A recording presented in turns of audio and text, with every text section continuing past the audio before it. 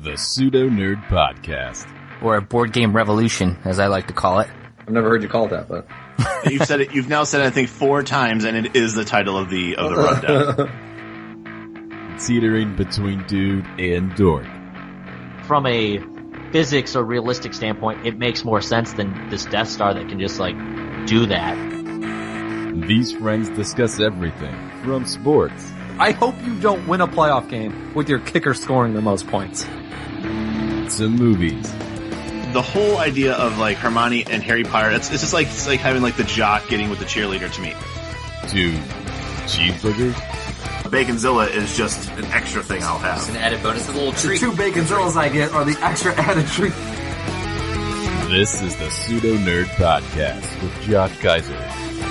You come in there, scissor kick some people, do a spinneroonie, get tossed out. Josh Haddock. If you've never read the graphic novel and watched that, you walk away from it thinking about Batman and Batgirl instead of Batman and Joker. And Kyle Hogan. He's just bathing in his blood. Get ready. The Pseudo Nerd Podcast starts now.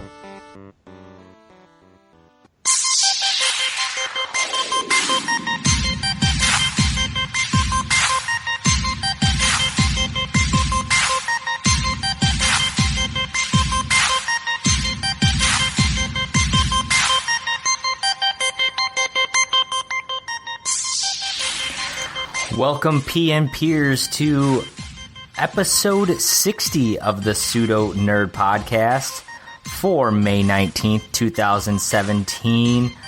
I am Josh Kaiser, and I am joined by Josh Haddix and Kyle Hoagland. How are you guys doing today? Still can't get used to it. I like being a special guest every week. Yeah, no, I miss special guests now. See, there's just no pleasing you guys over here. Ain't that the truth? I feel like I think this needs to be something we have to sit down and discuss beforehand, because it's either that or you're just going to make it weird for me and Haddix because now I'm almost at the end of my edge of my seat just trying to figure out what you're going to say this week. See, that's the goal. I want to put all of that's a good host. Not just you guys, but the listeners at the edge of their seat every minute, every second as they sit there in anticipation of the words that are going to come out of my mouth. And that's what we do here at the Pseudo Nerd Podcast. And today's no different. Today will be no different, as we are going to break down Guardians of the Galaxy Volume 2, talking about all the new characters, what we liked, what we didn't, and just kind of breaking down the story overall, because I don't know about you guys, but it's a fun movie and it should be a fun show this week. I can go with that. I can go with one of my favorites. Hey, spoiler alert! One of my favorites. I was gonna say, man, this is the opening segment. This guy's already. You know what? You can just end. You can stop listening at this point. You already know what one of Haddix's It's probably favorites. going to be the only spoiler of this podcast. So, what kind of wait? No. A spoiler would mean something that's like a twist, or something that surprises. I have not, in the year and a half that we've done this, almost.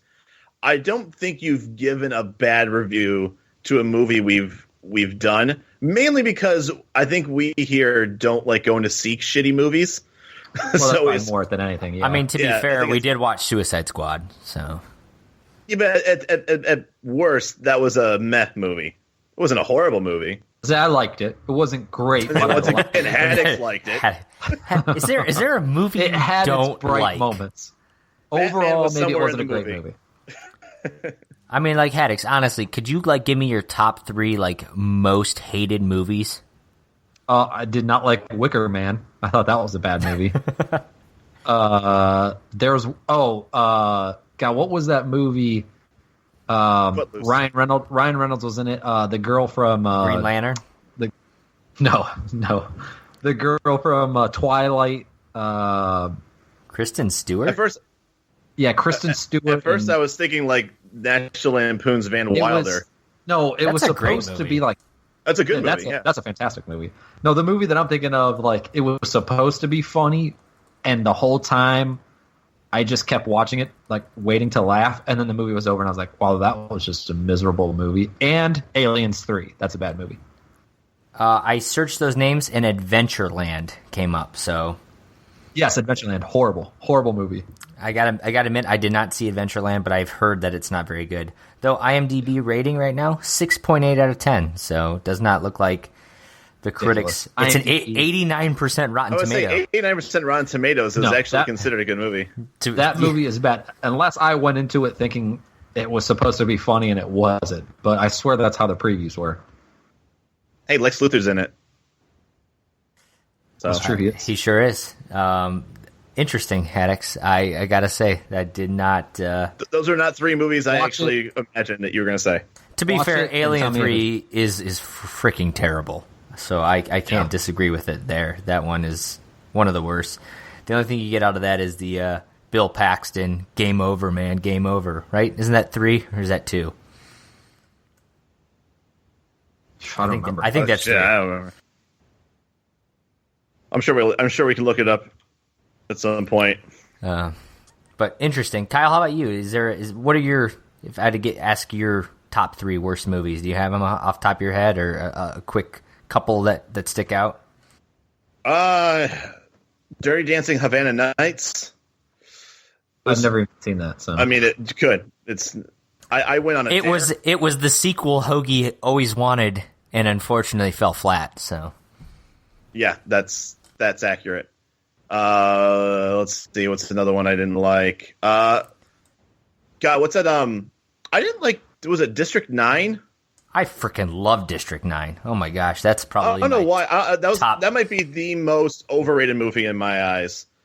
Which is why it's not the 3 worst movies of all time. But I also like to think of it where if I thought it wasn't that good and everyone thought it was like movie of the year, then I actually put that movie higher up on my list just because like I don't understand the craze about it. You're just being uber hipster over here.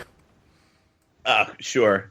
And then I would say somewhere in the top 3 also would be what's that one that you hated, Kaiser, that I can't remember. I mean, I swore I wanted to forget the name of it. It's something like Sky or Skyline. Oh, the one with the monsters.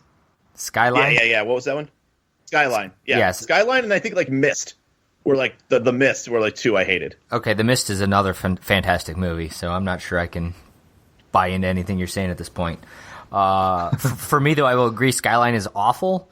Awaken or Awake, I forget which one it is, the one with Hayden Christensen. Awake with, I think it's Awake. Yeah, it's terrible. It's really, really bad. I never liked Perfect Storm, but maybe that's one of those that probably, to your point, Kyle, was like one that got better ratings than I did not like it when I saw it back in the day, but maybe I should watch it again.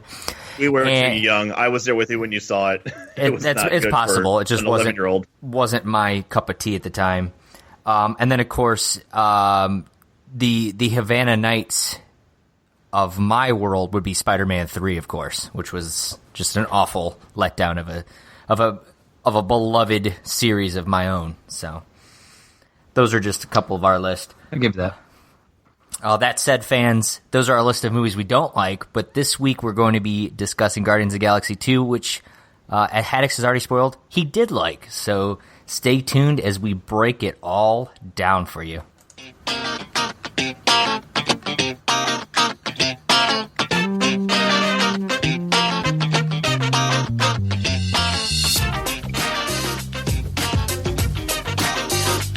Welcome back, everybody, to still your reigning, defending, undisputed favorite segment of the show, Test Your Knowledge. But it's going to slowly but surely become uninteresting if a certain person named Josh Haddix can't get his act together and come back. He's right now trailing, I believe it is 6-3 now. Dude, that's not that bad, dude. 3? I mean, good Lord, give me some credit. Hey, man, I think quoting you, it was only March.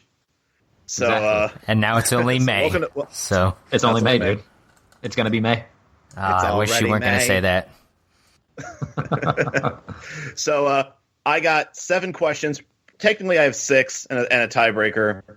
And this is Guardians of the Galaxy week.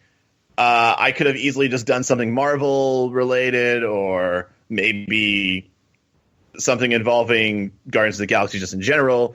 But I felt that I needed to throw maybe to help Haddix, maybe I can throw a little bit of a curveball here And no, it's not baseball again. I was going to say, baseball's not going to not helping Haddix out, so.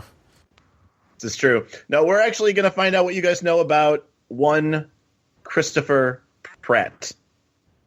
That is what today's trivia knowledge played is Star-Lord. about. Okay, well, I was about to say. Praise our Star-Lord.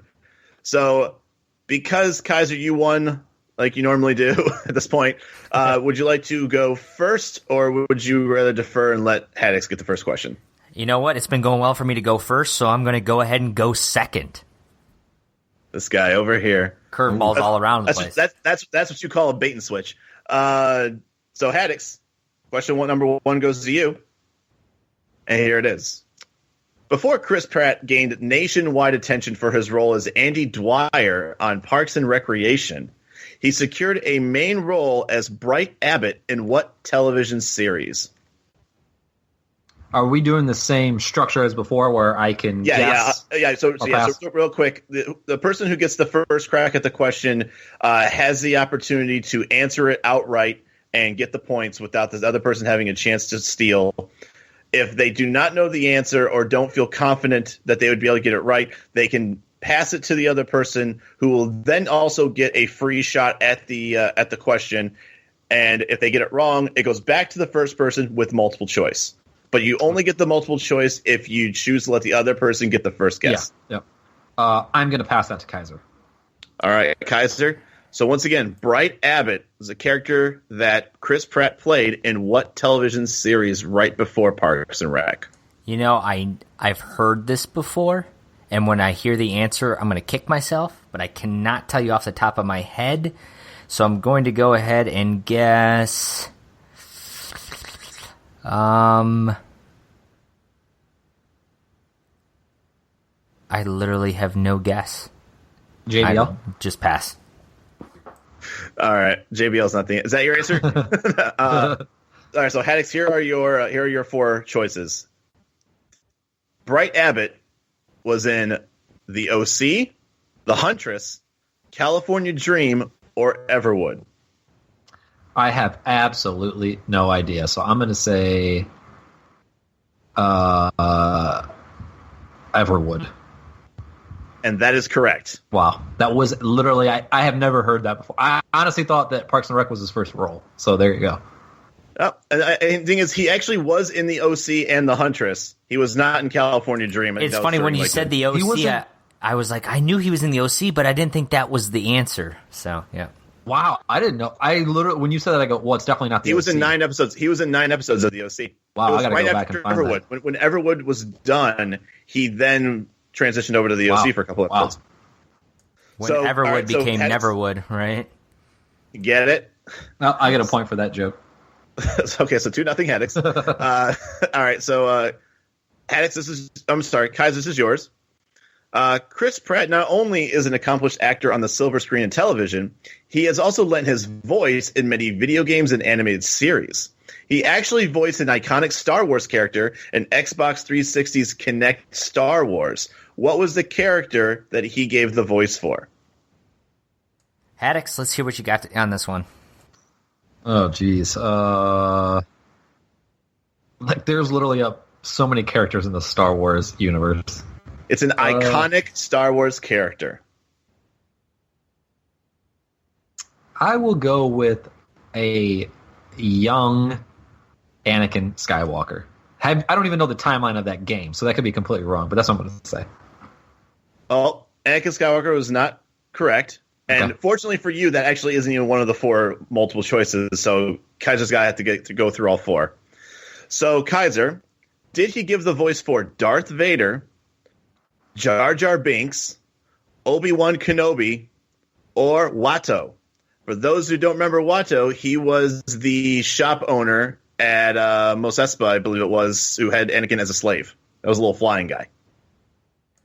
I will go with Obi-Wan.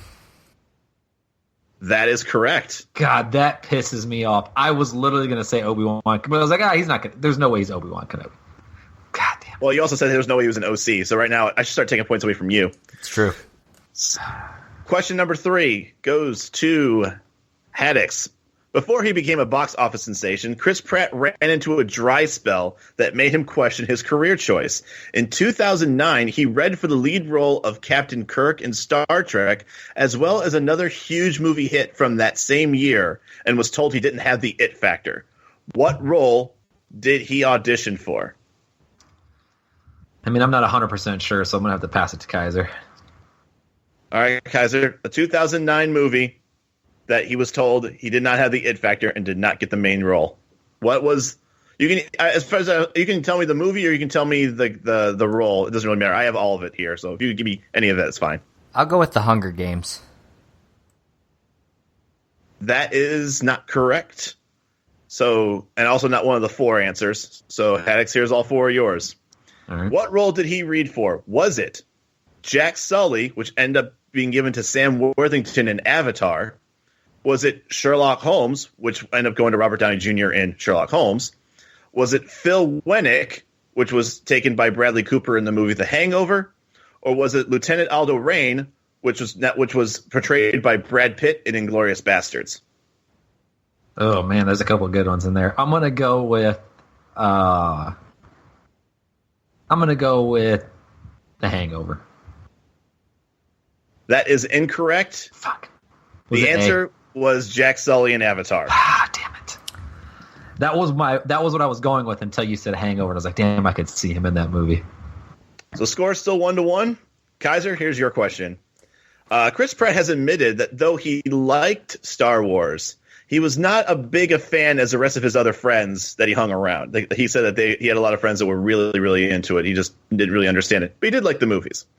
There was one film series, however, that he always referred to as his Star Wars. What movie series was that? I will pass it to Haddix.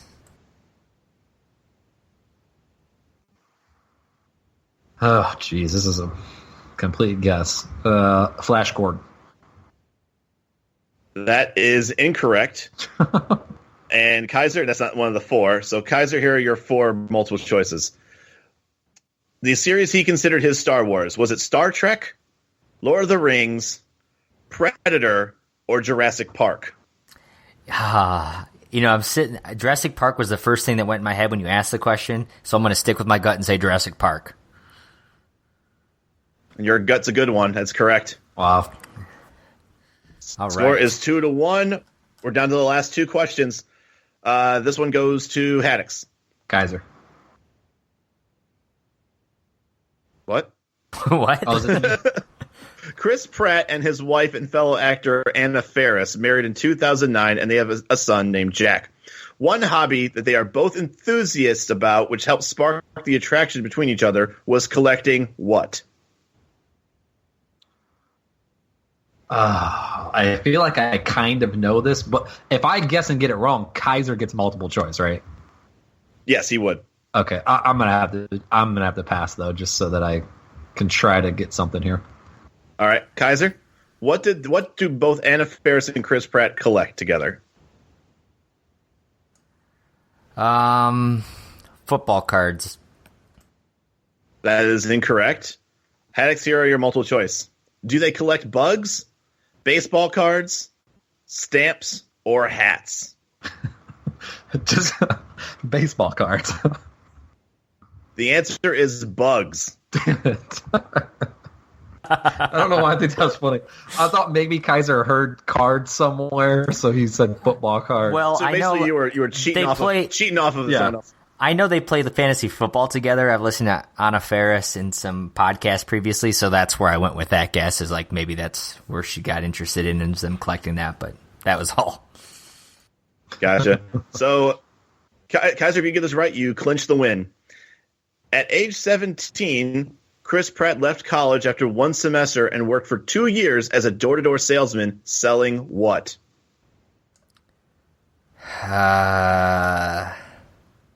Pass. Haddix, shot in the dark? Vacuums?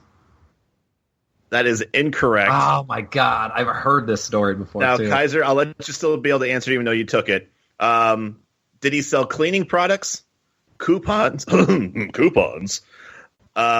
magazines, or knives? I will go with magazines. Alex, what would you think it was after you read it? Knives? You're both dumb. It's coupons. Oh. See, You know you what threw is me off coupons? with your voice cracking there. That's probably what it was. So, final score, Kaiser 2, Haddix 1. We didn't have to go to the tiebreaker, which maybe we'll discuss later in the actual podcast. But that's a 7-3 hole that Haddix, you've dug yourself into. It's only May, apparently. Let's see how well you do later on in the year.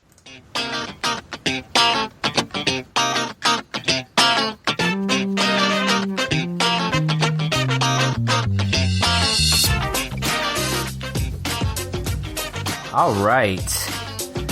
Guardians of the Galaxy 2, guys. It's been kind of a long time coming for us since we saw the first Guardians, and it sort of, that movie kind of shocked the world, really. You know, it was one of those, you weren't sure what to expect, like maybe it'd be all right, and it turned out to be one of those surprise hits of probably the last 5 or 10 years in cinema. And so I gotta say myself, I went into this particular movie with a lot of anticipation, like thinking like, you know what, they have a lot to live up to, but I expected it to be good. You know, what were your guys' initial thoughts going into it, and just briefly, how close did they meet or not meet or exceed expectations? Well, for me, I think I'm right there with you with how low my expectations were for the first one. I think my elevated expectations for the second one were the exact opposite of that. So I went in thinking that it was going to be a really, really good movie. And, you know, like I alluded to earlier, I was not let down. I really, really enjoyed it.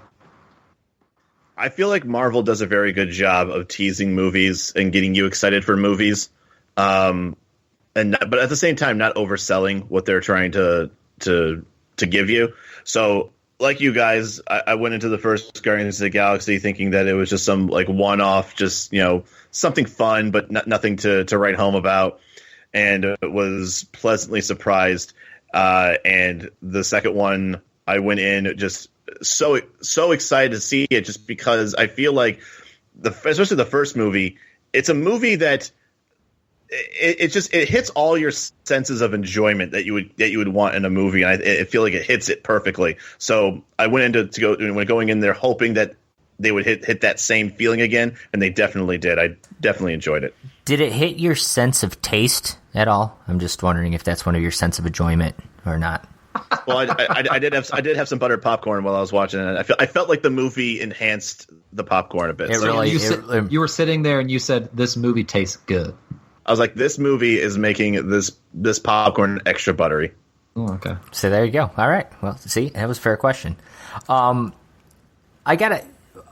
we get into this, first Guardians, top 3 Marvel movie for you guys, or is it outside of that? Kind of close to that? Top three for me. I think it's top 3. Yeah, I think it's top 3 for me as well. And I don't think we're, you know, by any means in the minority there. I think that's a fairly, you know, common feeling.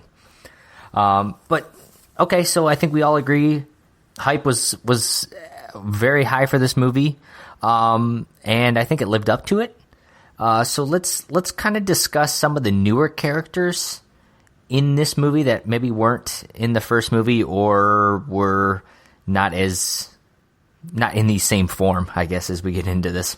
And the first one being the Kurt Russell's character, Ego, who they leave you at the end of the first movie with this, you know, the whole like, oh, who is Star-Lord's dad? Who is Peter Quill's father? And about 7 minutes into this movie, there he is. I mean, there's no drama there. It's Kurt Russell playing Ego. He says, "I'm your dad, Peter," and that wasn't a trailer too. And well, yeah, I mean, exactly. So it was in the trailer. It was no big secret. Were you guys? As we go to discuss the character, were you disappointed knowing coming into it that? I mean, if you followed it at all, you knew Kurt Russell was cast as his dad way back when. So, do you care that secret was spoiled? Were you really, you know, was it a big cliffhanger from the first one, or are you just kind of like, whatever? I mean, for me, I didn't for whatever reason, maybe I missed the trailer that said it. I was not aware that he was playing the role of. I knew the name of the character he played. I did not know that was at the time Quill's father. So I went in there actually being kind of surprised, which was, I guess, was kind of a good thing. So yeah, I mean, for me, it didn't ruin anything for me. You know, the trailer showed it. I read enough or seen enough when he was cast that I kind of knew it was coming. So it's whatever. You know, it didn't turn out. That wasn't the big secret in this movie. Obviously, Ego becomes the villain of the story because he's like a godlike character, and he basically wants, you know, Peter to rule with him. And so that's sort of the surprise there is, oh, he's not a good guy after all. What did you think? You know, we always kind of crap on Marvel for their villains and how boring or, you know, they don't have a great backstory and that kind of thing. What did you guys think about him as the villain in this movie? I thought he fit well for this movie, for the theme that they were going for, and we can get into that later. But again, to kind of crap on Marvel, it was definitely, well, as far as we know anyway, a one-off villain. You know, I know he's a celestial being, so I guess there's a chance he could always come back, or, you know, I gotta imagine that this is it for him, though, just based on the way it's all said and done.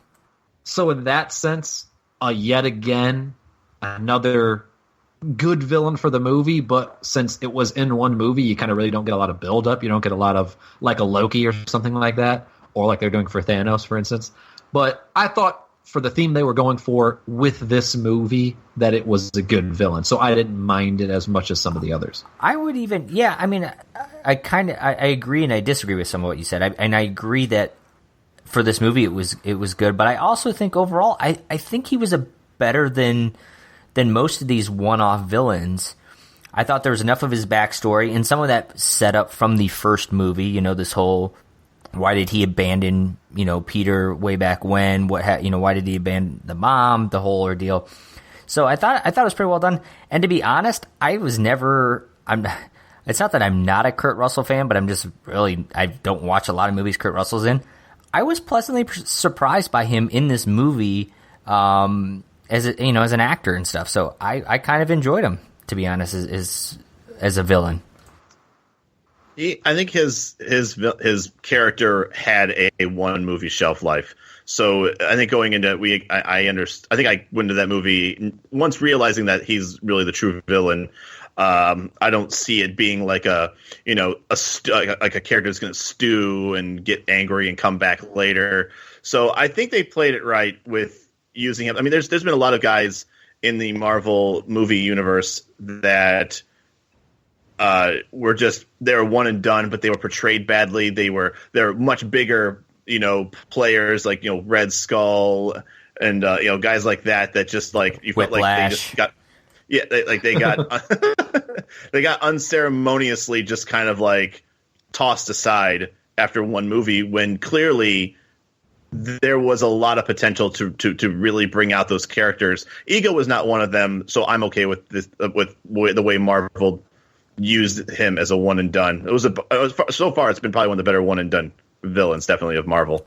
Agreed with you there. The next character on our list here was almost like a cameo in this, and you would kind of assume that he's going to play a bigger role probably in Guardians 3, and that's Sylvester Stallone's portrayal of Starhawk, which, I mean, I think he had 2 or 3 scenes in this movie, and I don't know about you guys, they didn't advertise this, and unless you kind of read or saw some things going into this, you might not even have known that Stallone was going to be in this movie. Did he surprise you with his appearance in here?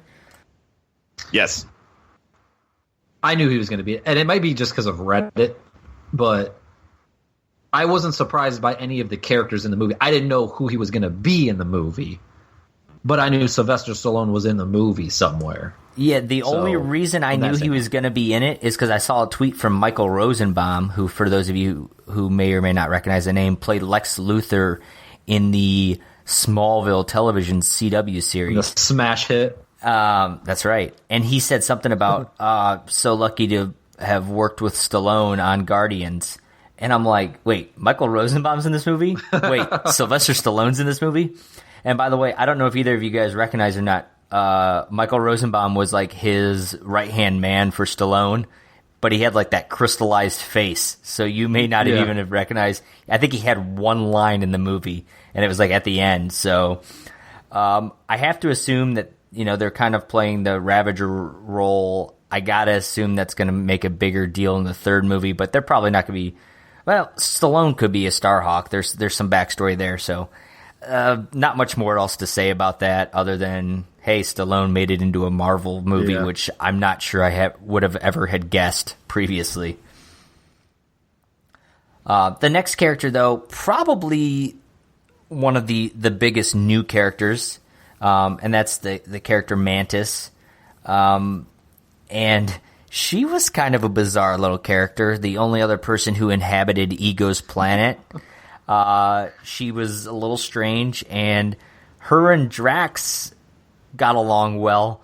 And if nothing else, like they kind of hint a little bit of a love interest there, but at the same time, like, not a love interest at all. And if nothing else, you can't read Drax. That's the tough thing. Yeah. It's hard to read Drax in that. If nothing else, her presence in this movie made for very entertaining. Some of the best lines of the movie as far as the comedy of Drax. And I got to be honest, since we're not really going to talk much about the old characters, Dave Bautista playing Drax may have stolen the show in this one for me.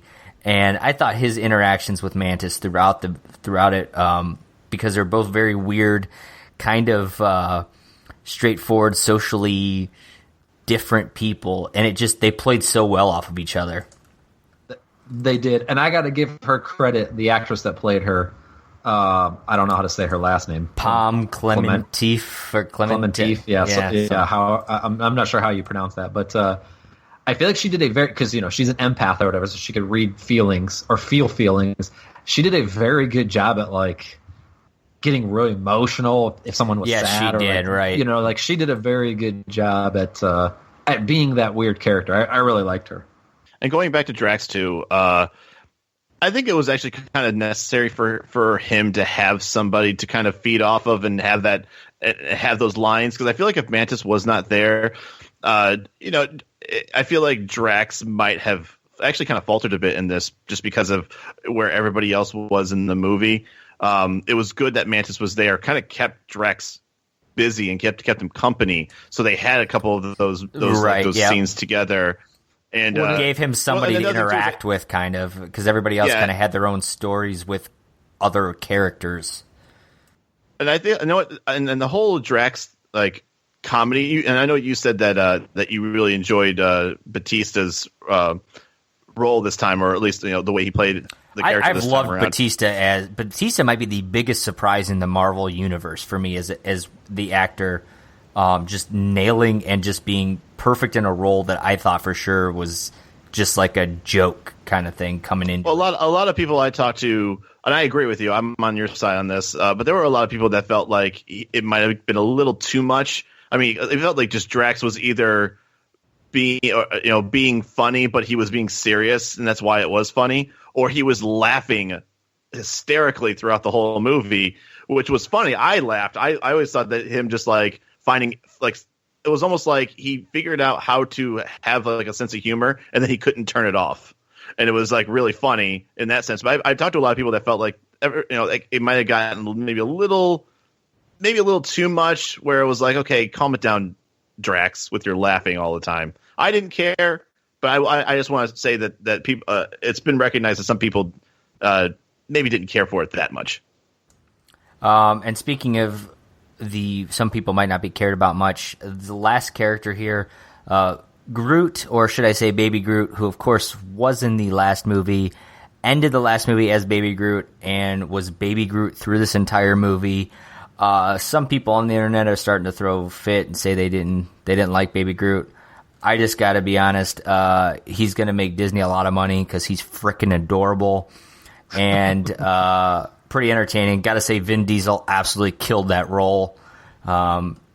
He made a couple Oscars all million to say around. one thing. Yeah, seriously. No, but honestly, that actually was my favorite scene. Was that him trying to find that headpiece and kept on coming back with Oh my something god! different every time. When he goes, That was and so funny. When he comes back to that thing, and he's like, they're talking about a hat, and he's like, wait, that's why you don't like hats, because it makes it confuses the head. Dude, I was like in tears laughing at that moment. Yes, by far. When he brought back a toe, he was like, "Where'd you get that?"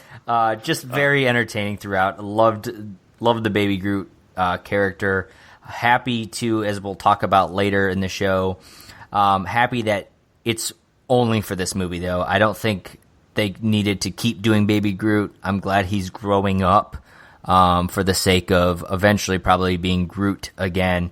But I thought it was... I'm not sure how I feel about Teenage Groot. I'm not sure how I'm going to feel about that. Yeah, no doubt there. But absolutely excited that Baby Groot was in this movie. Thought he was adorable. And overall, just some great, funny, lovable characters. And yet again, Guardians just killing it with their character development.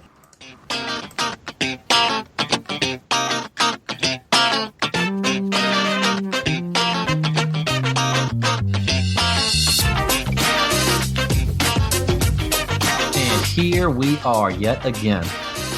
Another installment of the List Twist List not podcast. Good lord, I mess it up already. I don't think the audience is not going to be able to handle the sheer entertainment of a full podcast. I was going to say a full podcast brought to you by Sierra Mist. That would be insane. That's a dream. Let's just dive into this. And this is kind of a good spot to talk about this because we kind of brought a little bit of it up in the last segment we just did. But I wanted to explain, this is the first Marvel movie with this many post-credit scenes. There were 5. Everyone loves the post-credit scenes for Marvel. They're always good. I don't know how I felt about 5 post-credit scenes, to be honest. I agree with that. And I think part of it takes away, and we'll get into that here, not all of them were as important as others. I think one good one is the way to go. But anyway, with that being said, there was a little bit of importance to all of these. So there's a gentleman named Alex Leadbeater, a Screen Rant, our boy Alex, who kind of explained all these. He went into a lot more depth. I'm just going to give you guys some quick hit the pointers real fast and move on. So the first scene was Kraglin learning to use Yondu's arrow. The main thing here, other than a little bit of comedy because it ends up like shooting Drax in the shoulder or whatever, was it could lead to him actually using that in future movies. Maybe he becomes part of the team. Sean Gunn, who plays that character, is gonna be in Avengers Infinity War. Everyone thought that it was because he was the on-set model for Rocket, but it could also be, him reprising this role as well. So we'll kind of have to find that out when the time comes. And also, obviously, we haven't gone into the plot, but I'm sure if people haven't seen the movie, which doesn't make any sense, but in case, obviously, there's a spoiler alert. There's a reason why he has Yondu's arrow. But yeah, go on. Yes. Real briefly on that, all I want to add is, you know how Yondu had that mohawk that is used to, well, you thought anyways, was used to direct the arrow, right? Was to help summon it or control or whatever. Well, when he gets to what you were just talking about, Kyle, gets the other mohawk piece, and I forget what they have a term for it that I can't think of. When he puts on that second mohawk, I'm like, man, that thing looks so awkward on him. It's like a really tall, red, like Sheamus-like mohawk. And I thought that didn't fit. I can't think of the actor's name off the top of my head now, the guy who played Yondu. But at the end, when this guy's wearing it, I'm like, it fits him. So now, to me, it made more sense that that's why it was designed that way, is because at the end of the day, Yondu wasn't going to be the one wearing it long term. So I could see why it's known as a fin, by the way. A fin. That's what they called it, a fin. Yeah, but no, he's in Star Wars, dude. Nice. This guy. I'll let it go because it's your segment. Moving on, scene 2. was Stallone and the other Ravagers. And again, as we referred to earlier, Stallone was playing Starhawk, who was the leader of the original Guardians in the comics. So this scene shows all of them together. Stallone, Starhawk, Ving Rhames is Charlie 27. Michelle Yeoh is Starhawk's sister, so she's another Starhawk. Kruger was Rosenbaum, and Miley Cyrus was voicing Mainframe. So wait, Miley Cyrus? There is, she voiced Mainframe, the robot. I did not know that. Wow. Okay. Yeah.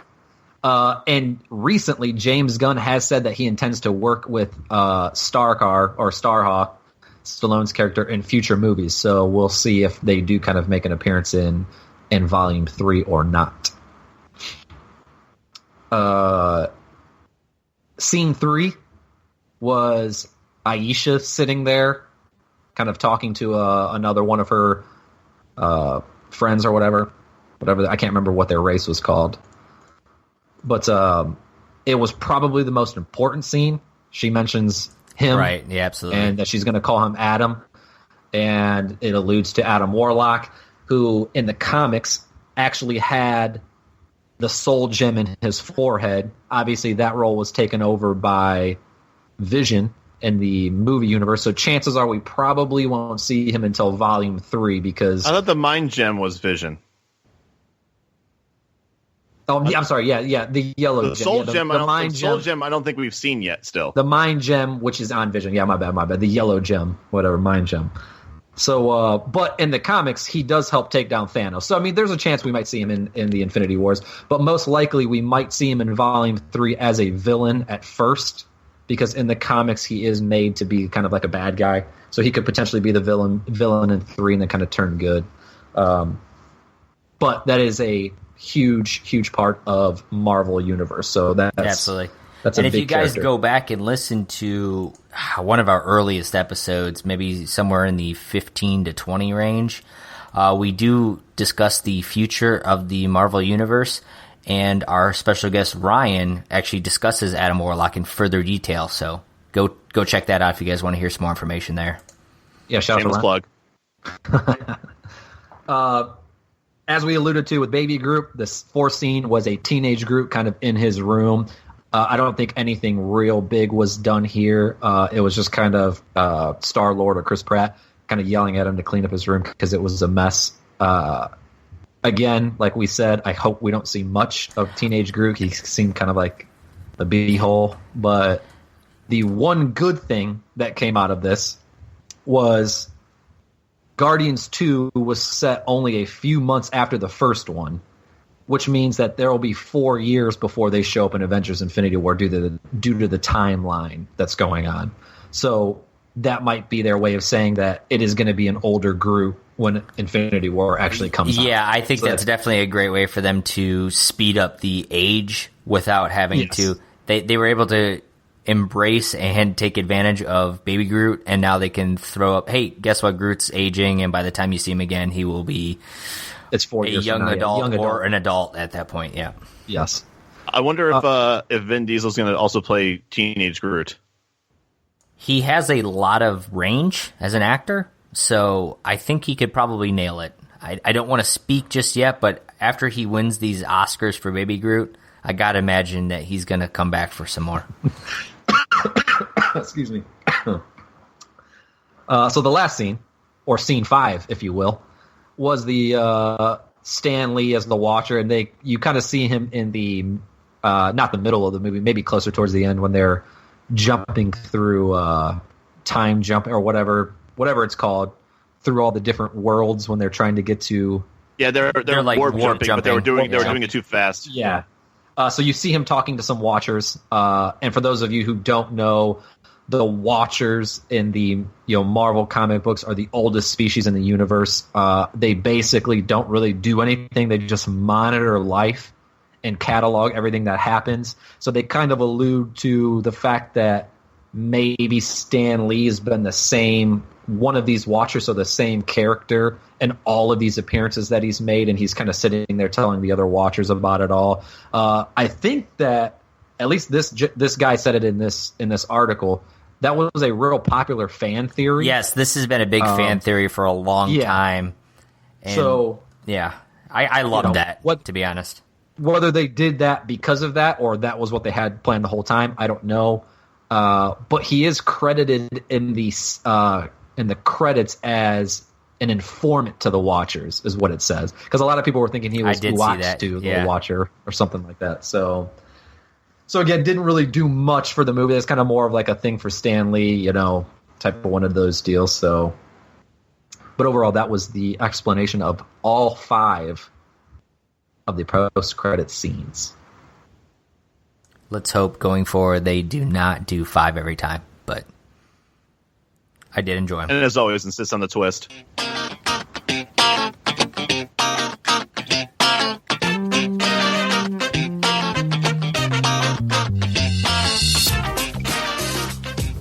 All right, let's go ahead and get into the plot and the theme and our favorite kind of moments or any special moments in the movie itself.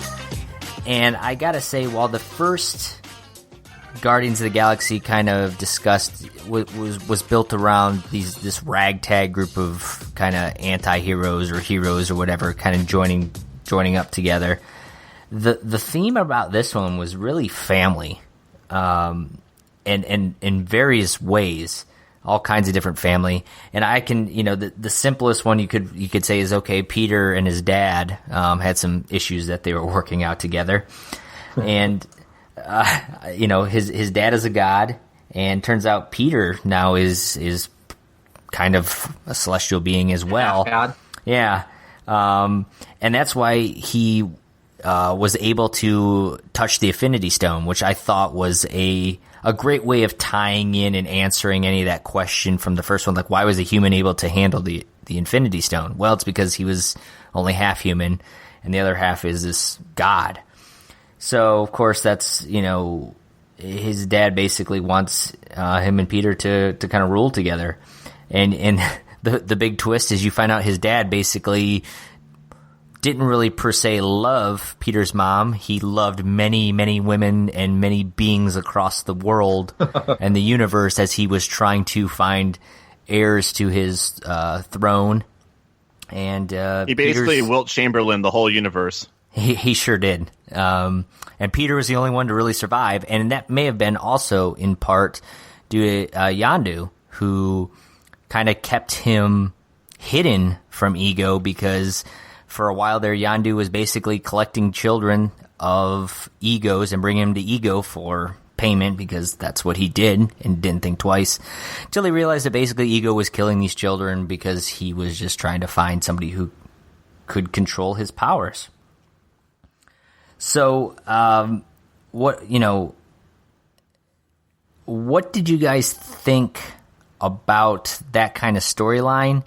And more so, how about the big twist where you find out that Peter's mom got cancer from Ego because he basically didn't want Peter's mom to be alive?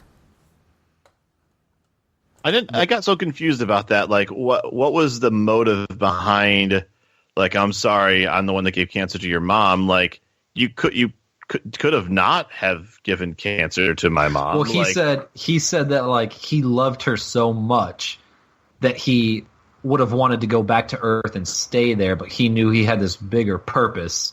So to prevent him from having that, like, the desire to go back. Yeah, that desire, he just gave her cancer and killed her, which is messed up. The way you say it, like it's funny and it's not funny. I thought it was more so. I don't know how much he actually really loved her. If maybe it was more so he needed Peter to basically be, to come live with him and leave planet Earth, and it was easier to do that by getting rid of the mother. And maybe. I don't know. It will. But I guess that either makes way, sense, dick move on his part. Yeah. Yeah, either way. Either way, I don't think that justifies giving brain cancer to anybody. But I think if you are God, I guess you could do whatever you want.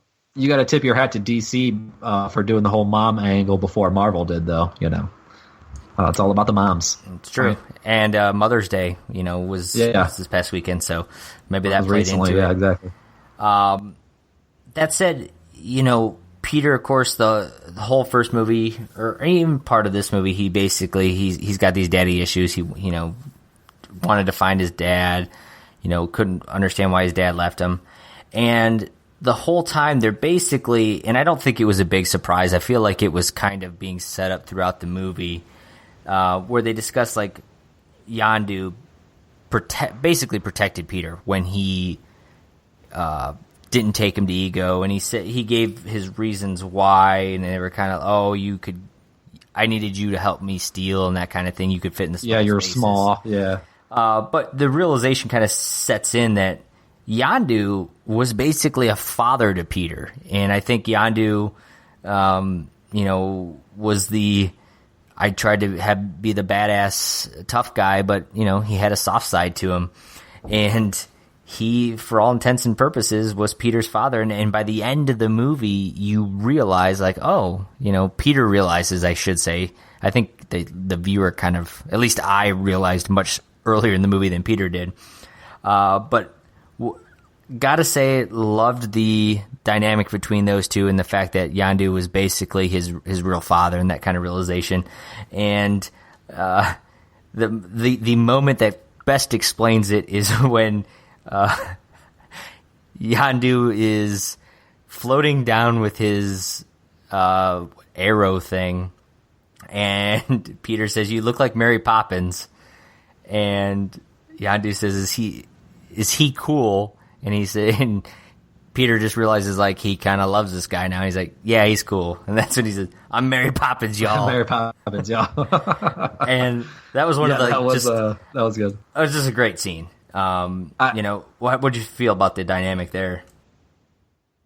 I think that the writing for this movie, and then after this movie with what they kind of tied into the first movie, the writing overall has been phenomenal. Like, the way they told this whole dad story, kind of almost picked two movies. You spent the whole first movie with thinking that Yondu was kind of a dick to Peter, but you wondered why, he never killed him. And multiple times in the first one, because I went back and watched it recently, everyone's like, why aren't you, you would kill anybody else if it was him. And he's like, I'll get him later, kind of one of those things.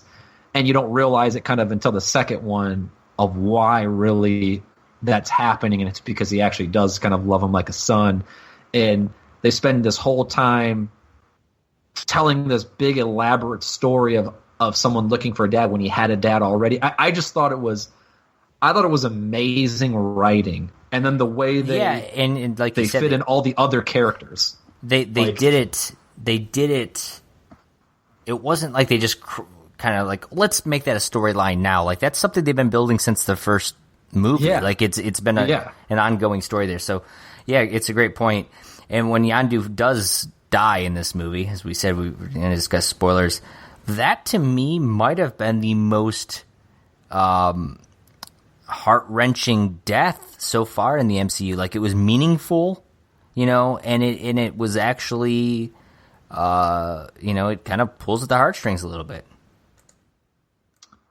Yeah, I think you're right. I was trying to think of any other big deaths that have happened, but yeah, you're probably right. That's by far the most emotional one. Quote Haddix, by far. Dude, I wanted to put emphasis on how emotional that was. I got a little teary-eyed, I'll be honest with you. No, that definitely was the closest thing to a real emotional part of that movie. And really, for the whole MCU, I can't think of anything that was as important. And I think it just had a lot to do with the fact that there was a lot of revelation and, like, just coming to terms with the fact that, like, the whole point of Quill having those daddy issues, and then realizing, and I think we all kind of went around thinking that Yondu ultimately was not a bad guy. He had. I think by the end of the first movie, you kind of knew that. I mean, like, when he sort of you kind of rooted for him. Yeah. After a while, sure, and then so I think the reason why it was so important, or like it was so emotional with the death, was that it was like a combination of, once again, he just had to kill his real father, and and pretty much his whole entire time while he was out in the galaxy was trying to find his dad. He finds him, kills him in a couple of days, and then realizes that like the whole reason why he never saw his father until now was because Yondu was actually protecting him from him. And then by the time he realizes all of this at once is when they're in space together and he's dead. You know, it's all that. It's kind of that tragic sort of ending there. I really liked how they drew comparisons with Rocket and Yondu about how they're tough lovers type of thing, or like, you know, they love their friends and family, but they don't show it. Yeah, they try to be tough about it. Right. And then like right there at the end, he tells Rocket like, I've never done anything right in my whole life. Like, give me this, and he like understands. So he's like, all right, you know. That was another emotional scene when Rocket gets back on the ship and he doesn't let any of them out, and Drax is like yelling on the thing. Oh yeah. Doesn't he like knock out Gamora? Yeah, he knocks out Gamora, but then Drax is like, "Where's Peter?" And Rocket's like, "I don't know I don't think he says anything. Something. He just starts screaming like, "Where's Peter?" Yeah, and then I thought Rocket says, "I'm not going to lose any more of you today," or something along those lines.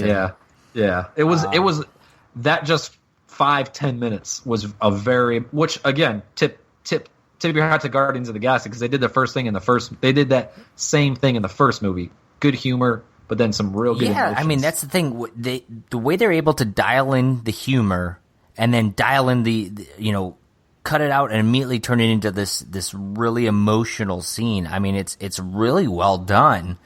And, you know, kudos to James Gunn and the rest of the writing team and stuff like that to be able to do it, as well as, you know, Vin Diesel and the other actors for really pulling it together. And then mainly Vin Diesel. Well, mostly Vin Diesel, let's be honest.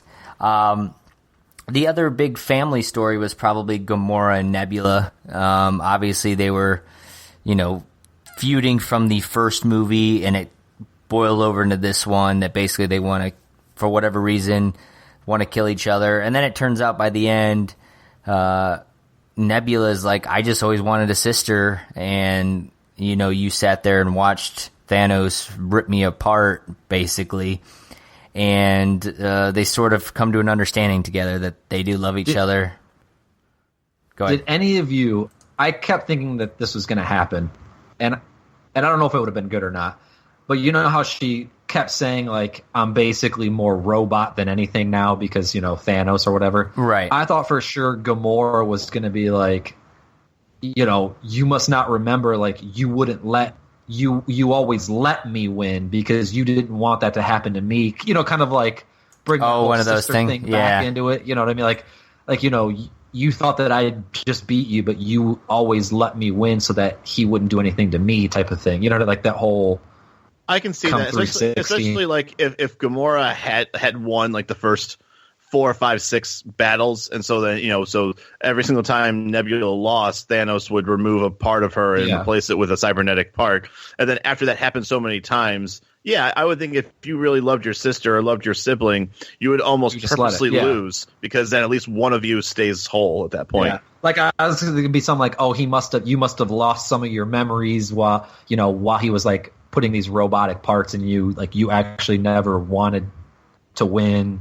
You always let me win, like one of those like whole sisterly moments or whatever. I don't know why I was like, why weren't you writing this? Haddix? Damn. Hey, let me call my boy Gunny. That's why I call James Gunn, Gunny. I'm gonna tell him about it. You should. Maybe that'll be a twist they'll throw into right there next to Rawls. Volume 3. Maybe Volume 3. Yeah, we'll see. Any other relationships or anything you want to talk about in this movie, guys? No. We may have not discussed, or you want to further elaborate on any? I think those were all the main ones, all the big ones. I think the only other relationship, it was not really family, but I think we already kind of talked about Mantis and Drax. I mean, he does talk about his wife, and you know, just saying that, you know, how he does like to talk about his family. He doesn't seem to get emotional about it because he's a warrior at heart. But she felt great emotion when she touched him. Great sadness, she said. You almost sounded like Yoda there. Great sadness. And I got nothing.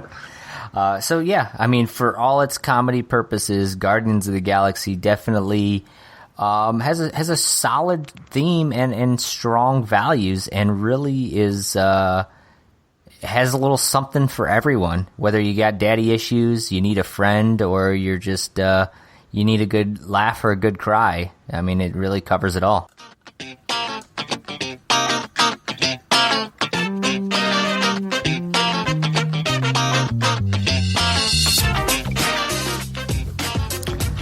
All right, PNPers. So this is usually the time of the show where we... Time of the year?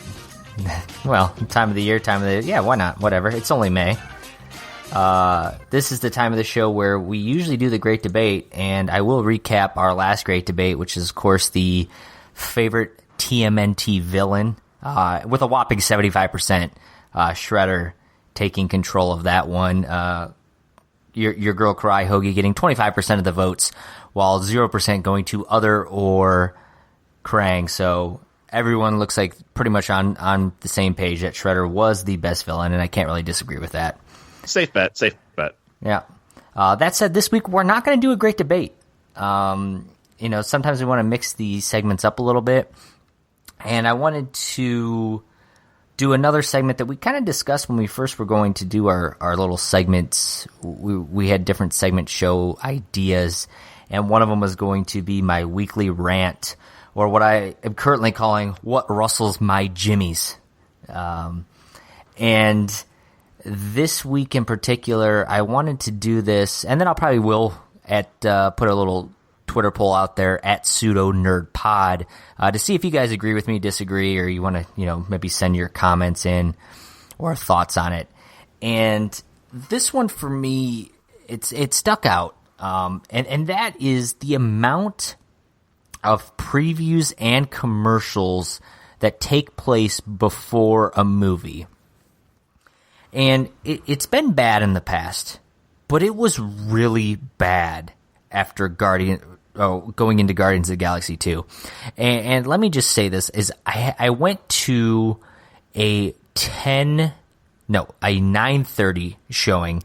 I had to be out of town as soon as possible that day. Make sure you tell people that. Yeah, 9:30 a.m. Yeah, I should specify 9:30 a.m. because I had to be in Columbus. I had a wedding the weekend I saw it. I had a rehearsal. We had a whole lot going on, and we had to basically see the first showing of the day and get out of town. So 9:30 a.m., we get there. We're already running late from packing and this and that. I'm like, okay, we'll just finish up after the movie. 9:30 a.m., we get in there. We take our seats. Now, I expect to see a few previews. I actually even enjoy a few previews. I think I watched somewhere between 7 and 10 movie previews. Then with each preview, after it ends, because I went and saw it at AMC, they show a still screen of while you watch it at AMC theaters with the date that it's going to be released. Then they go into the next preview and the next preview. And at some point I'm like, oh, I think the movie's going to start. Nope, that's the Star Wars preview. And then the next preview, and the next preview. And after you get through all that, then you watch a commercial for Coca-Cola. Then you watch a commercial for the movie theater. I believe some theaters do the little roller coaster on the film reel, the whole thing to hype up their theater that you're currently at. Like, yeah, I know where I'm at, so like, why am I watching another commercial to say watch it, AMC or watch it Regal? Like, I am doing that right now, so I don't know why you're advertising that for me. And they always have the commercial of like you can do your advertising at the theater, and then they have like the live. They always do like the Broadway or like the plays that they'll do on the big screen. Yeah, I forgot what that whole thing is. Yeah, so they always and then those couple the Fathom events. Fathom, that's right. Yeah, you have the Fathom events. You have the Coca-Cola commercials.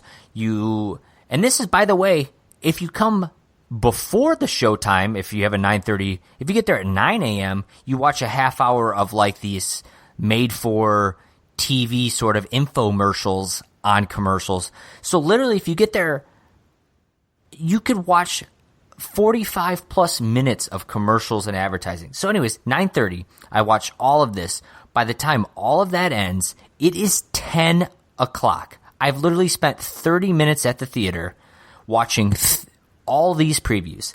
And don't get me wrong, I understand, the idea behind previews, but now we're in such a modern age that these previews are all over the internet. They're all over TV. Like, I don't need to see that many previews. I understand the point of them.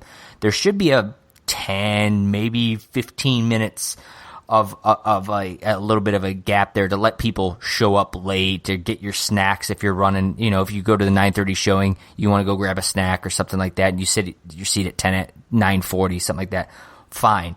30 minutes is absurd. I literally, at that point, like, I might as well not come to the theater until a half hour after my showtime starts. Doesn't make any sense to me. But you can't because you know that there's going to be some previews you're looking for. And you know what? Maybe a lot of that fault might have to be that maybe 10, 12 years ago, movie previews were 45 seconds to a minute long. Now we're getting these such elaborate and almost like Oscar-worthy freaking previews now, where like the Star Wars one was like 3.5 to 4.5 minutes. What are you going to do? Well, on that point, too, after all these previews end, I finally, it shows Jeffrey Rush, I believe it was. No, the other guy who's playing in the new Pirates movie, Benicio del Toro, I think is that who's playing the villain in it. It shows him, and he says, hey, stay tuned for a special AMC-only preview of Pirates of the Caribbean, whatever. And it was like a 5-minute movie clip. Like, it was actually like an excerpt from the movie. And I'm like, oh my God, like, just play the freaking movie already. And for me, there just needs to be a point of content. At some point, we just need to say no more, Or I'm going to start showing up 20 minutes later than my showtime every time. And it's just absurd that there's that much time. And I don't know, is it just me, guys? Or do you think that there's the movie previews at this point have gotten way out of control? I think it also depends on what movie you're seeing and how excited you are to go see it. Because there are some movies that I go to that the previews are probably the saving grace. There's a couple. When we're all in serious relationships or married here or engaged at this point, and there are going to be some movies that you're going to have to take one for the team and go see. And it's not a movie you're interested in, but at least there's previews. That's how I always kind of look at it. It's like, well, at least maybe I'll see like the next Marvel or DC or, just something that at least like wet my whistle a little bit for this movie that I'm 100% not vested in at all. So what you're kind of telling me is this is a movie that you were really excited to go see, and you're kind of probably anxious and even though the movie previews are probably movies that you are looking forward to seeing, it still was not curbing the anxiety of actually wanting to see the movie itself. I mean, at the end of the day, for me, whether I'm really excited for the movie or not, I don't want to have to. Now when I go to see a movie, if it's 2 hours or 2 hours, and let's say just for easy math, 2 hours long, I now have to factor in, okay, movie starts at noon, it's 2 hours long with previews, it's at least 2:30 before I'm getting out of there.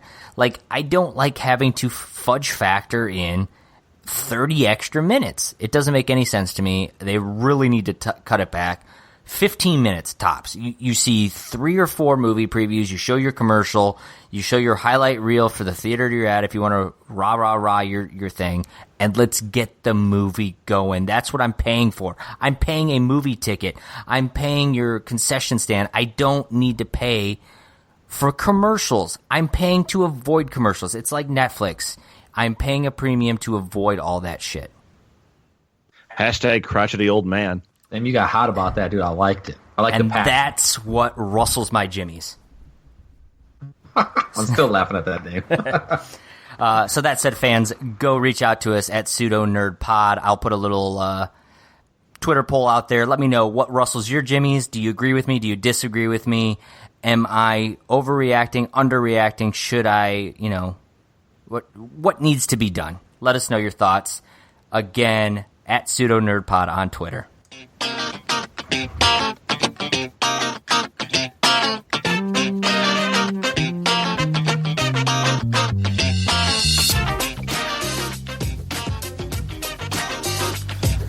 Okay, now for the final segment. This is the one you've all been waiting for. It's what we liked, what we didn't like, and ultimately our recommendations and ratings of the movie.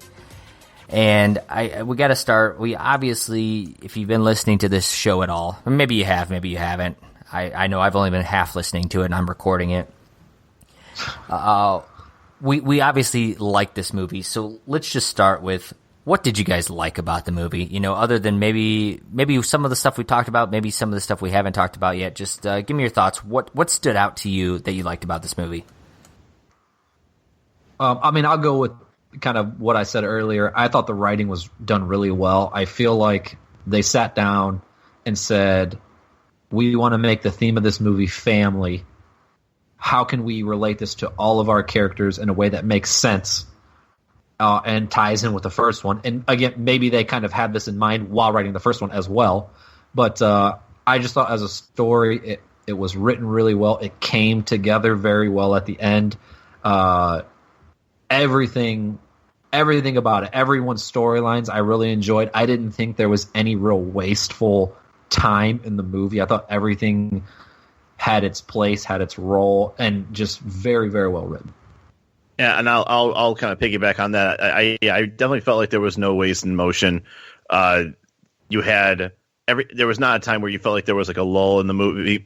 Maybe some of the scenes on Ego's planet may have slowed down the pace a little bit, but it was still interesting and important because it was the revelation that was really Quill's father. And so obviously you needed to pay attention. There really wasn't a time. Maybe like the whole playing catch thing, kind of slowed things down a little bit, but still it was a nice little, it was a nice little moment, at least at the time. But going back at the beginning when I was talking about the movie, the best thing about these movies so far has been just the constant, just as far as a movie experience as a whole, I don't think that right now that there has been a better series, especially when you have a sequel. Sometimes you might pull it off with one and done movies, but now we've got two movies that have hit it really well as far as just having an overall just a wonderful experience for a moviegoer. You don't even have to really enjoy or know anything about Marvel. It's just overall a great movie, and that's one of the few things about the Marvel universe. These movies, a lot of them feel like you might get more of an enjoyment and understanding if you understood a little bit before coming in. If you're a little bit more of a Marvel fan, maybe you appreciate and enjoy it more. Guardians of the Galaxy, you don't really have to have that requirement at all to get the full enjoyment of this movie. That's a great point. And for me, to kind of just sort of tie in what both of you guys have said, we opened the show up saying we loved the first movie. It was the surprise hit of the summer, and they basically they took what worked and said, hey, comedy, don't take ourselves too seriously, make it a little action, have your good themes, but let's build around these characters. These characters are beloved. Like, let's just keep going with it. And they did the same thing in this one. I mean, they brought back the comedy. They brought in another soundtrack, and the soundtrack was wildly popular from the first one. And they did the same thing here. They were able to pick a perfect soundtrack for the movie that just, it worked well. And the characters were entertaining again. And the comedy was there. Again, I thought Drax kind of stole the show this time for the comedy, and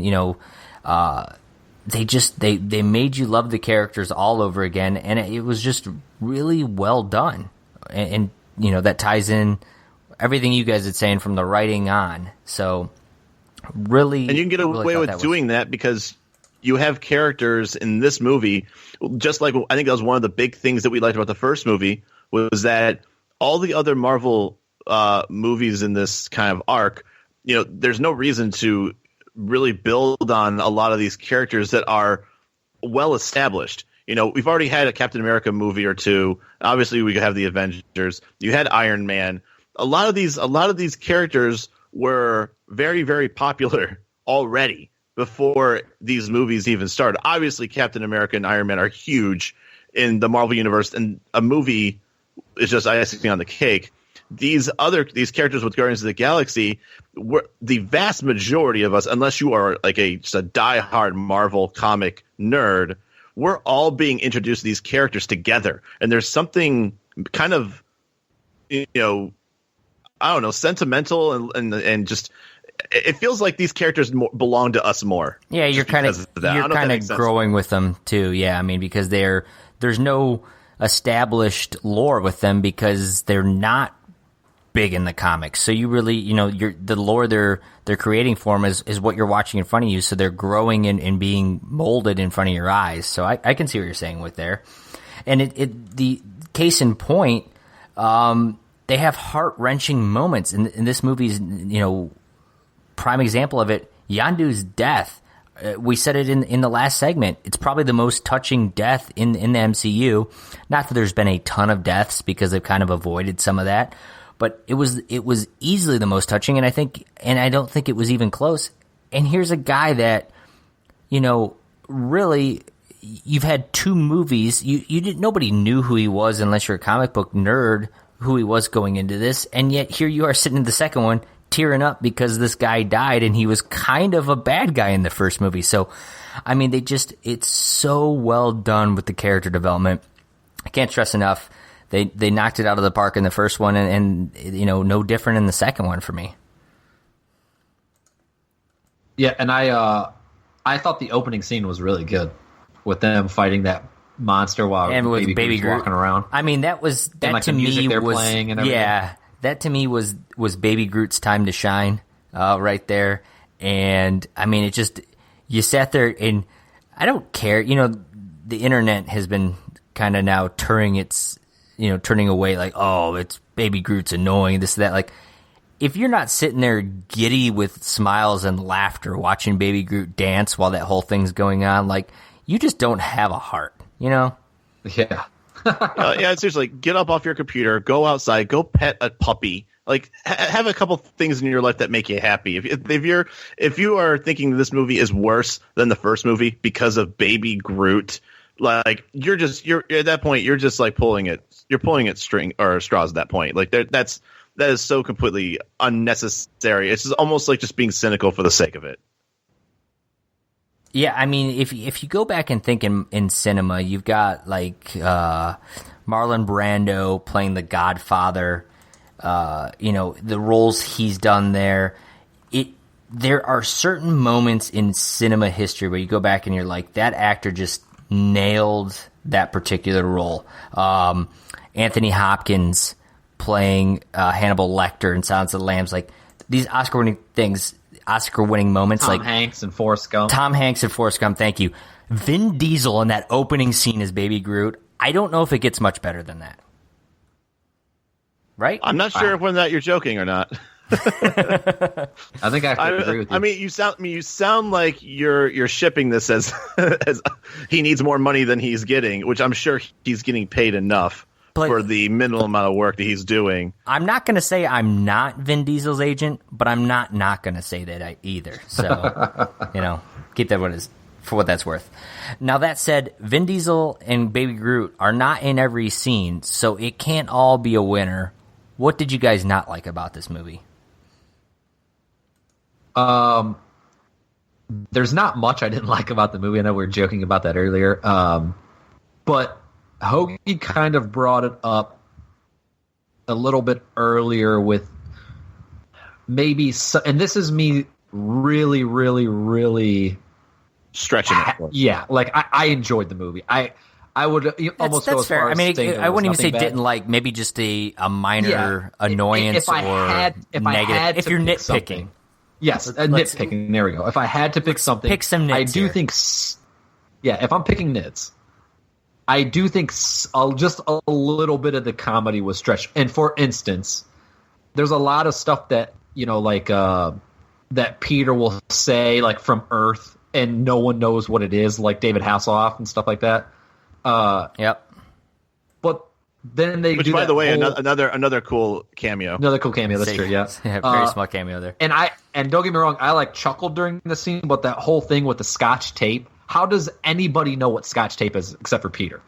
But he's going around like, no, I don't have Scotch tape. Like, ask them. Like, how are they don't know what any of this other stuff is?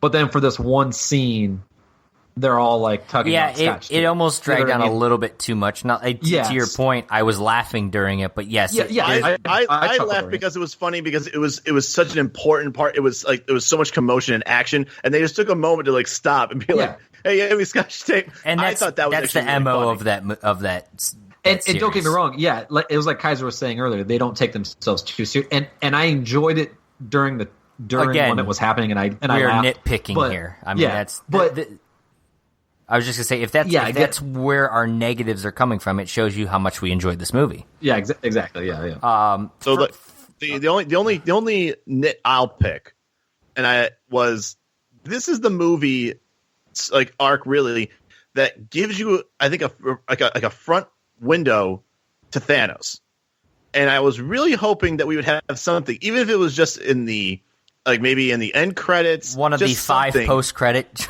Yeah, put a 6. Put the 6. If you're doing 5, you might as well do 6. But I mean, once again, you got the 2 daughters of Thanos, and we had no Thanos. And what I'm getting scared of is, yes, Thanos is supposed to be this big payoff, but we've gone through a couple of movies now where there's not even like a heated breath on the neck about Thanos. So that's what is getting a little weird about the fact that Thanos is supposed to be like this all-encompassing bad guy. But I feel like you do need to kind of remind the audience this. Yeah, I mean, I agree completely. And maybe some of this is Marvel's fault for putting us in this position where we know they're building to Thanos. But here we are.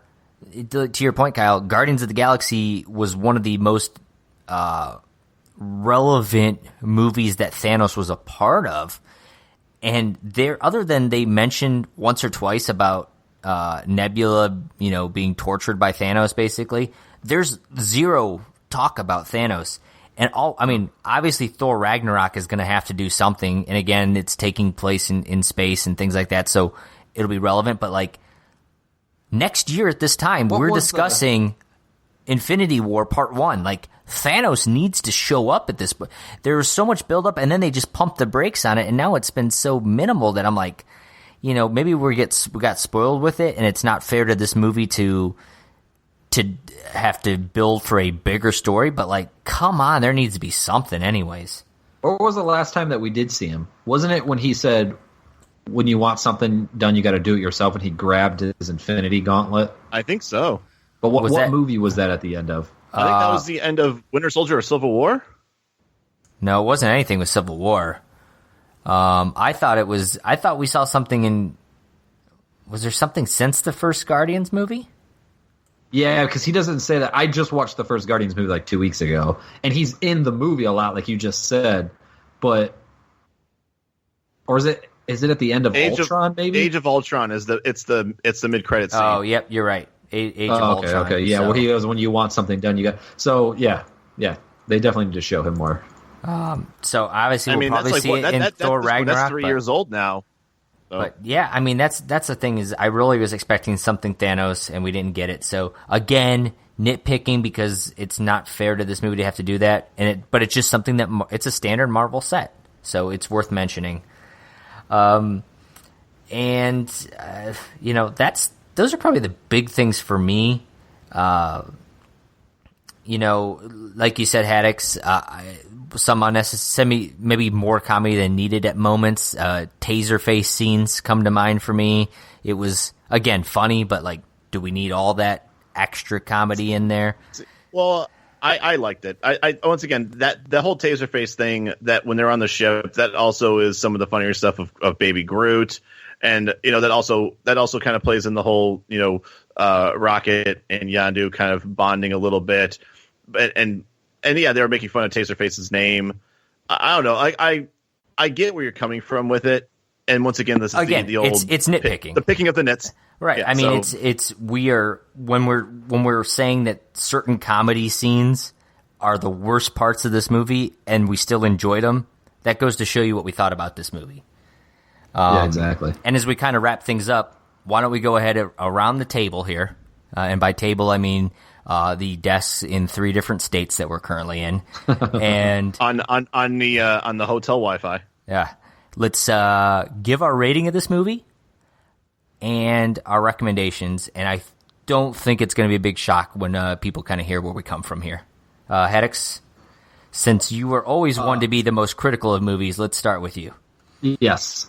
Just for the sake of, not giving something a perfect score, because, we're always trying to reach perfection, if you will, I will say a 9, possibly 9.5, and let's be honest, more likely a 10. I would go see it in the theaters. I would go see it multiple times in the theaters, as a matter of fact, and I'll see it when it comes out on Blu-ray and anytime it's on TV thereafter. I will be so bold to say 10 out of 10. And the reason why I say that, this is the first movie that I would go see by myself and then find out there's a group of friends that haven't seen it yet. I'll go see it with them. Then I find out my mom hasn't seen it yet. I'll go see it with her.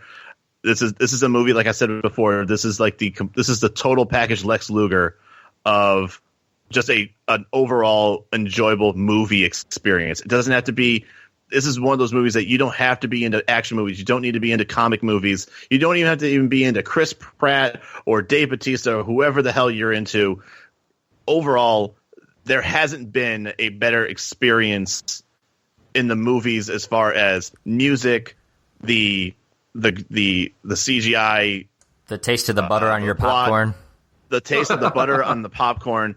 There's just, I said, everything put together. I have yet to have a movie experience like Guardians of the Galaxy, and because of that, I have to give it a 10.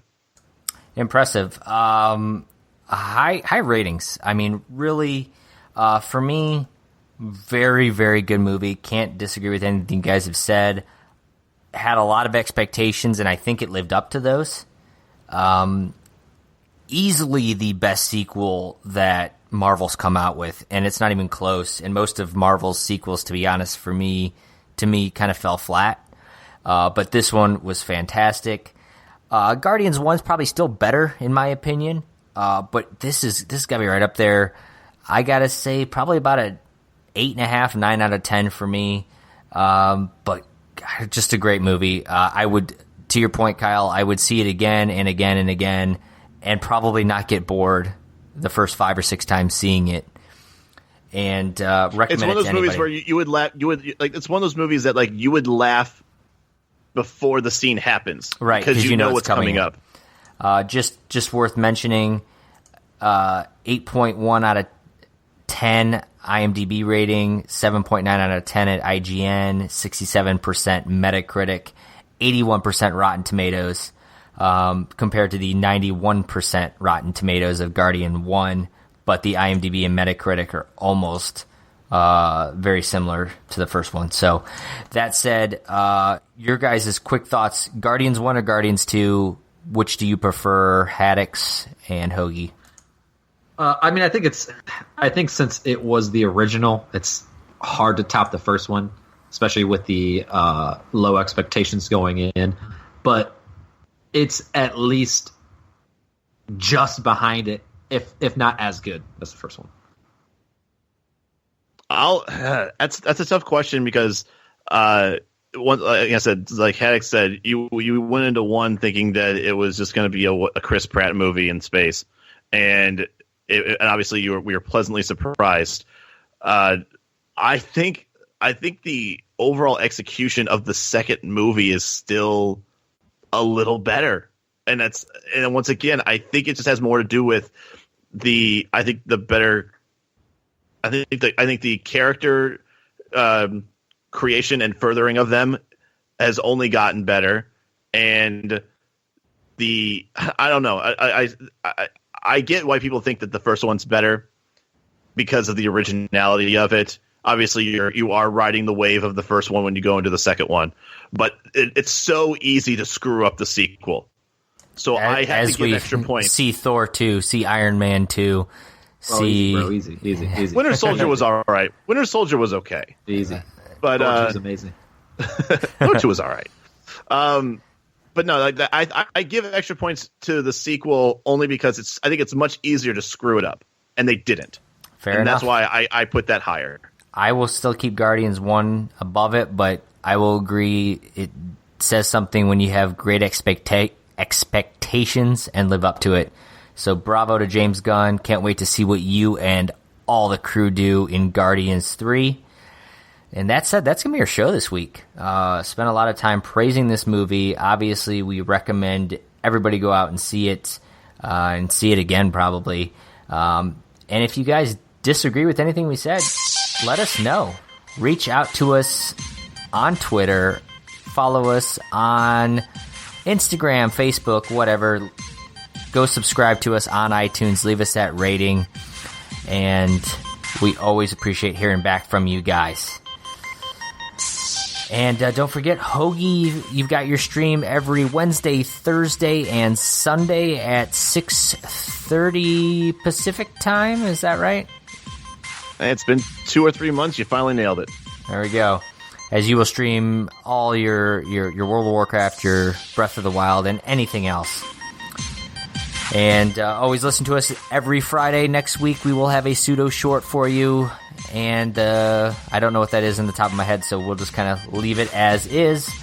From the Great Lakes to the Golden Gate, I'm Josh Kaiser. He is Josh Haddix. He's Kyle Hoagland, and we will see you guys next time. Have a good Friday. See ya.